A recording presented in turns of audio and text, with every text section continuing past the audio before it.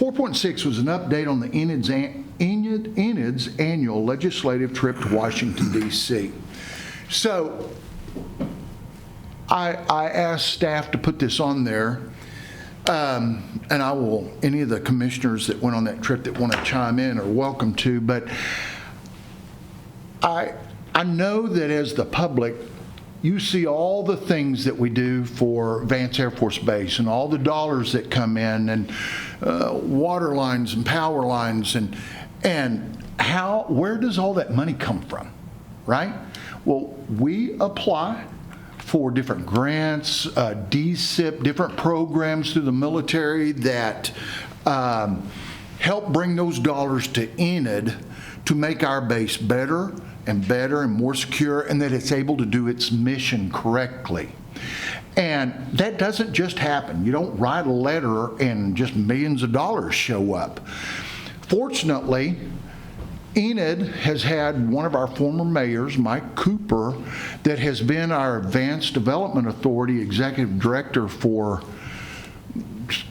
25 years or better. And before I come in this spot, or this position as mayor, I'd always heard how everyone at the Pentagon knew Mike Cooper, right? And I'm thinking, okay. Last year was my first time to go. We walked through the door, through security, and I hear someone go, "Mike, how are you?" And it's somebody that he'd met up there. And but this year we were able to meet with the Chief of Staff, which is a 4-star general that's over the Air Force. He heard everything that we were doing in Enid. He talked to us about what future missions looked like for Enid and how we were a very vital part of that, our community. We were also able to talk to the Undersecretary of the Air Force for installations, and just so receptive to us and listen to us, ask lots of questions. And that doesn't just happen. It's because of those relationships that have been built over many, many, many years that we have that relationship to be able to go up there and do that. The next day we were over at Capitol Hill, and we're able to meet with our legislators. We met with Frank Lucas. We met with James Langford, Senator Mark Wayne Mullen, and Congressman Hearn. And I will just tell you, they just were so easy to talk to, wanted to know what was on our mind. We were able to ask them questions. Our concerns about funding that comes in, whether or not that's going to continue or not, we were assured that in the next 30 days that was going to start flowing again. So all that being said, it was a wonderful trip that just went better than I'd even expected. Would you agree, all you? Yeah. Mm-hmm. I want to thank the commissioners that went with us up there. One of the things that we heard everywhere we went was most cities don't show up and do this. A few of them do. And you don't just send 1 or 2 people, you send a delegation. That's important to them. That is very, very important to them to know that it's important to us. So with that being said, I want you to know that trip went well, but more importantly, I want you to know why we do that trip.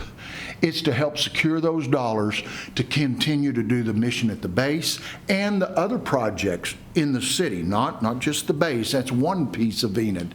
But it was a wonderful trip. I think it will pay, and has over the years. You know, I think we figured up Mike Cooper's brought somewhere around $400 million to our community through those trips. So there's a good ROI on that. There's a reason why we do that. We get good return. So with that being said, I want you to understand why we do that trip. It's very important. We'll continue to do that each and every year. And let's hope Mike doesn't go anywhere for a long, long time. Here, here. Right? Anybody want to add anything? I just want to say it was my 3rd time going, and every single year it surprises me, but it doesn't surprise me, but it's very comforting to know that the relationship that we have with Vance and the city is the example that they put forth to other communities. They've gotten legislation that was designed or written by Mike Cooper. We are the example to other communities on how a working relationship that we have with the base benefits not just the base, but also the community. So, and that's a good point. What she's talking about there is the legislation that we have in Oklahoma that regulates where those the turbines can be, the wind turbines can be placed. And I know it looks like there's a ton of them out there, but there's really a method to that so it does not interrupt any training patterns. And we've had now, I think they were telling us 5 different states that have copied our legislation on that. So once again, Oklahoma's in the lead and Enid's in the lead with Vance Air Force Base. So that's very, very important. And you don't go up there that they don't know about Vance and they don't know about our water line. Yep. That's a huge deal. So anybody else? Frank? I think after several meetings, I almost had Morales' presentation on the water line memorized. It was very good, by the way. He did that more than once. Just echoing what you said earlier, I mean, we've both been in sales, and you mentioned this specific word, the relationships. Golden up there. I mean, what room at the Pentagon did we walk into and, you know, Coop wasn't on a first name basis with 3 to 5 people in the room? That is golden. I mean, that's part of why it's been successful, and we need to continue to keep that linkage. When we were meeting with the undersecretary, which you would, I have to be careful what I say, you would think that's the most important person in the room. The lady that was sitting in the chair off to the side had been working for that department for 25 years, knew Mike by the first name. And on the check that we just got for $1.2 million, it'll go towards the new elementary that's going to be built out on base. Her name was on the bottom of that check. So those are the people that we're talking to up there. So, commissioners? You've covered it. You all have covered it.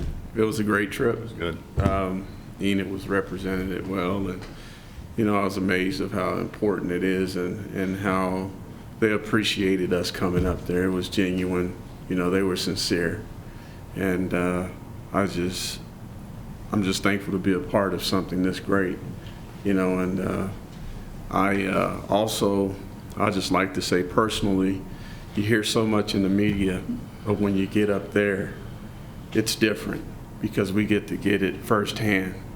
And it just gives you a sense of security, you know, knowing that we're protected through our military, our Department of Defense.